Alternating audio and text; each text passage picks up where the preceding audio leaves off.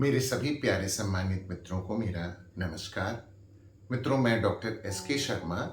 मैं एक अस्थि रोग विशेषज्ञ हूँ और मित्रों, मैं आज आपसे एक फ्रैक्चर के बारे में डिस्कस करना चाहूँगा और वो फ्रैक्चर है हमारी कलाई का फ्रैक्चर, जिसे हम लोग अपनी मेडिकल टर्मिनोलॉजी में कहते हैं कोलीज फ्रैक्चर। ये कलाई का फ्रैक्चर बहुतायत लोगों में होता है और खासकर इसका मुख्य कारण होता है बुजुर्ग एज में कैल्शियम की कमी या एक डिफेंस मैकेनिज्म है। जैसे मान लीजिए हम कभी गिरते हैं तो अक्सर करके हमारा हाथ ही नीचे आ जाता है।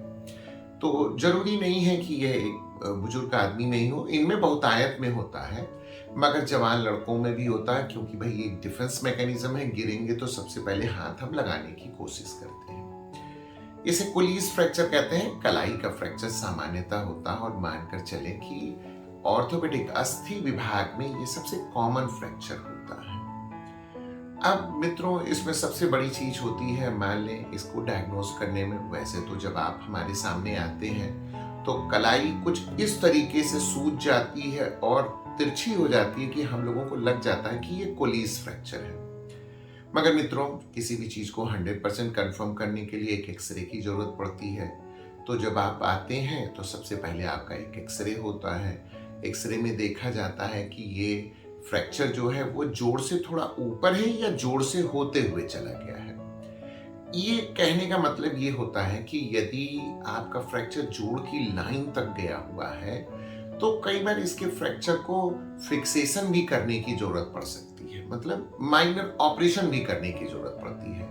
मगर ये मान के चलिए कि 90%, क्या मान के चलिए 95% लोगों में कलाई के ऑपरेशन करने की जरूरत नहीं पड़ती है और हम लोग सामान्यतः इसे प्लास्टर करके ही काम बन जाता है।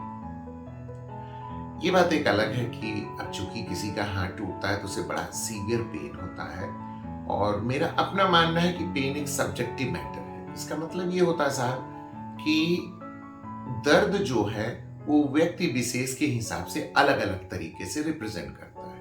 कुछ लोगों में चोट सहने की क्षमता ज्यादा होती है, कुछ लोगों में बहुत कम होती है।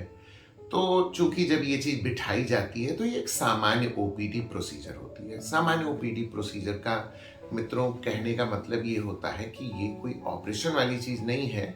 इसे प्लास्टर, मतलब हाथ को खींचा जाता है और फिर इसमें प्लास्टिंग कर दी जाती है। सामान्यतः इसमें जो प्लास्टिंग की जाती है वो 15 दिन के लिए हम लोग कच्चा मानते हैं। कच्चे का पर्पस ये होता है कि मान लीजिए इसमें हड्डी को बिठाई जाती है, तो यदि अगर सूजन आनी भी रहे तो दवा चलने से वो सूजन पचक जाए। आपको पहले ही दिन पक्का नहीं बांधा जा सकता है। बहुत मरीज ऐसे कहते हैं साहब कच्चा पक्के से अच्छा है, आप एकाएक पक्का बांध दें। देखिए, एकाएक पक्का बांध देने से क्या होता है कि अगर सूजन बढ़ी तो सूजन को किसी भी बगल में स्पेस नहीं मिल पाता है बाहर बढ़ने के लिए। तो इसमें सिचुएशन ऑड हो जाती है, मतलब कई बार हाथ बिल्कुल नम पड़ जाता है या सूजन बहुत ज्यादा आ जाती है। तो मित्रों, सामान्य तौर पर हम इसे 45 दिन के प्रावधान पे करते हैं, मतलब 15 दिन कच्चा और आपके 30 दिन के लिए पक्के का प्रावधान होता है। आप 15वें दिन आते हैं, फिर उसके बाद इसे पक्के में कन्वर्ट कर दिया जाता है। मित्रों, जब भी हम लोग इस प्लास्टर को लगाते हैं और उसके बाद आपसे हम उम्मीद करते हैं कि आप हमारे बताए हुए नियमों को मानेंगे। जैसे प्लास्टर लगे हाथ सदैव ऊंचे होने चाहिए। देखिए, चूंकि मैं कलाई का कह रहा हूं तो हाथ को ऐसे रख सकते हैं। हम लोग आपको कई बार एक बैग टाइप की चीज देते हैं जिसे हम लोग ट्रायंगुलर बैग आर्म स्लिंग कहते हैं। उसमें भी हाथ आप रखिए, मगर जब भी हाथ रखिए तो साहब आप उस हाथ को चलाते रहिए, क्योंकि यदि आप हाथ नहीं चलाएंगे तो फिर इसमें सूजन आ जाएगी। दूसरी चीज, कई लोगों को प्लास्टर बांध दीजिए तो पेन के कारण भी ये उंगलियां नहीं चलती हैं, तो आप अपनी नॉर्मल हाथ से इस उंगली को चलाते रहें। इसके चलाने से फायदा यह है कि सूजन जो है वो वापस चली जाएगी। फर्स्ट डे जब प्लास्टर बांधा जाता है तो प्लास्टर थोड़ा टाइट सा लगता है, मगर जब आप 15वें दिन आते हैं तो मैंने ये देखा है कि मेजॉरिटी में लोगों का प्लास्टर बिल्कुल ढीला सा हो जाता है। तो आप ये ना सोचें कि किसी को ढीला प्लास्टर बांध दिया गया, ये ऐसी चीज नहीं है। आपकी सूजन पचक गई, ये गुड साइन माना जाता है। इसके बाद आपको पक्का प्लास्टर बांध दिया जाता है जो कि 30 दिन के लिए रहता है। मित्रों, 30वें दिन जब प्लास्टर काटा जाता है तो एक एक्सरे कराई जाती है। 15वें दिन पर भी जिस समय आपको फर्स्ट डे प्लास्टर हम लोग बांधते हैं तो एक चेक एक्सरे कराते हैं, मतलब हड्डी कितनी अच्छी बैठ गई। मित्रों, इसमें जो सबसे सामान्य तौर की दिक्कतें पेशेंट को आती हैं वो ये होती हैं कि जब हम लोग इस प्लास्टर को बांधते हैं तो इस प्लास्टर का जो मुड़ान होता है कुछ इस प्रकार से होता है, इस प्रकार से। तो बहुत पेशेंट ये मानने लगते हैं कि आपने कहीं तिरछा प्लास्टर तो नहीं बांध दिया। नहीं, ये प्रक्रिया ही होती है, इसको हम लोग अपने टर्मिनोलॉजी में होते हैं, बहुत साइंटिफिक तौर पे नहीं मैं जा रहा हूं। मतलब ये आपको इस तरीके के आकार में प्लास्टर बांध दिया जाता है। कुछ लोगों का कहना होता है साहब प्लास्टर और छोटा बांध दीजिए। नहीं, देखिए, जब भी कोलीस फ्रैक्चर होता है तो मैं फिलहाल कोहनी के नीचे ही क्या प्लास्टर बांधता हूं और इसके बाद पक्का 15 दिन बाद होता है। तो कहने का पर्पस ये है कि आपको ये जो तिरछापन लगता है ये बिठाने का तरीका होता है। दूसरा एक्सरे जो होता है वो 30 दिन बाद होता है, जब आप आते हैं आपका प्लास्टर कटता है और आपको चेक किया जाता है। 45 दिन में आप ये मान के चले 99% लोगों में हड्डी बहुत शानदार जुड़ जाती है। और जब ये प्लास्टर काटा जाता है तो कुछ लोगों को मैं ये एडवाइस भी करता हूँ आपको एक गर्म पट्टी बांध दी जाए। हाँ, कुछ लोग ऐसे होते हैं जिनका हाथ में सूजन आ जाती है। देखिए, ये कहीं ना कहीं ये कहना नहीं मानते हैं और कसरत नहीं करते हैं, ये सच्चाई है। यदि आप कसरत करते रहेंगे, चलाते रहेंगे हाथ प्रॉपर, तो आपके हाथ में सूजन कभी नहीं आएगी। एक चीज। दूसरी सबसे जरूरी चीज, जब ये प्लास्टर काट दिया जाता है उसके बाद आपको कसरत भी कही जाती है, तो जरूरी नहीं है कि आप सिर्फ उंगली चलाएं। देखिए, अगर आपके हाथ में हम प्लास्टर ऐसे करके बांध देते हैं तो इसमें कुछ ज्यादा जोड़ इन्वॉल्व होते हैं। देखिए, जैसे यहाँ पे नहीं आप चला रहे हो तो सूजन है, ठीक इसी तरीके से मित्रों कोहनी भी जाम हो जाती है और कंधा भी जाम होने लगता है। तो हम लोग इसे सूडोक ऑस्टियोडिस्ट्रॉफी, शोल्डर हैंड सिंड्रोम कहते हैं। मतलब चोट यहां थी और आपका जाम कंधा हो गया, कोहनी हो गई और आपकी ये उंगलियां हो गई। क्योंकि अगर हम आपकी उंगलियों को ऐसे प्रेस भी करें तो उंगलियों में बड़ा सीवियर पेन होने लगता है। अच्छा, इससे घबराने वाली कोई चीज नहीं होती है। फिलहाल ये भी चीजें 2 से 3 महीने में बिल्कुल नॉर्मल हो जाती हैं। तो कहने का पर्पस है आप कसरत करते रहें। मान लें आपके हाथ में कोलीस स्लैब हम लोगों ने या प्लास्टर बांध दिया गया है, तो इस दौरान आप प्लास्टर अपने बैग आर्म स्लिंग से हाथ निकाल करके हाथ को चलाएं। एक चीज, आप अपने हाथ को गोल गोल घुमाएं। यदि आप गोल गोल घुमा रहे हैं तो आपका कंधा भी जाम नहीं होगा। तो मित्रों, इस प्रकार से हम लोग इस कोलीस फ्रैक्चर का मैनेजमेंट कर देते हैं। मगर मित्रों, एक बात बड़ा ध्यान रखने वाली योग्य बात है कि सब अच्छे से बांधने के बावजूद भी कुछ लोगों का हाथ प्लास्टर कटने के बाद थोड़ा सा तिरछा दिखता है। अच्छा, ये किस प्रकार के लोग होते हैं? जिनमें कैल्शियम डेफिशिएंसी होती है, मतलब ऑस्टियोपोरोसिस होती है, भंगुर टाइप की हड्डी होती है। थोड़ा ये जो हड्डी होती है, यहाँ इस पोर्शन की हड्डी कैंसिलस होती है। और जब अगर आपकी हड्डी भंगुर है तो ये मान के चलिए जब आप गिरते हैं तो हड्डी एक में एक इंपैक्ट कर जाती है, एक में घुस जाती है, दब जाती है।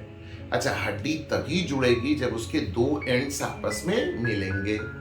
अगर दूर दूर रहेंगे तो आप नहीं जुड़ सकते, नॉन यूनियन हो जाएगा। तो ऐसी परिस्थिति में थोड़ा हाथ तिरछा लगता है और ओल्ड एज में ये मानकर चलिए कि ना लोगों में एक्सेप्टेड हो जाता है और उन्हें कोई बहुत दिक्कत नहीं होती है, बस थोड़ा सा तिरछापन हाथ में दिखता है। मगर ये जो हाथ बुजुर्ग आदमियों में थोड़ा सा दबकर जुड़ता है तो साहब ये आपके लिए एक अलार्मिंग साइन है। कारण क्यों है? चलिए, ईश्वर ने किया, आपकी कलाई टूट गई। मान लें अगर यही चीज आपके कूल्हे में टूट जाए तब तो आपके चलने की बड़ी दिक्कतें हो जाएंगी। तो कलाई का टूटना एक बुजुर्ग आदमी में ये चीज शो कर देता है हल्की चोट के बाद कि आप ऑस्टियोपोरोटिक हो रहे हैं और आपको अब कैल्शियम सप्लीमेंट लेना ही होगा। बहुत मित्रों ऐसी भी सवाल आते हैं, मैं कितने दिनों कैल्शियम लूं? देखिए, मेरा मानना है यदि आप डाइट से कैल्शियम ले लें तो बहुत अच्छा है। जैसे दूध, दूध के बने पदार्थ, इसे अगर आप लेते हैं, और जो लोग मांसाहारी हैं वो उबला अंडा खा सकते हैं। उन्हें नॉनवेज से कैल्शियम भरपूर मात्रा में मिल जाती है।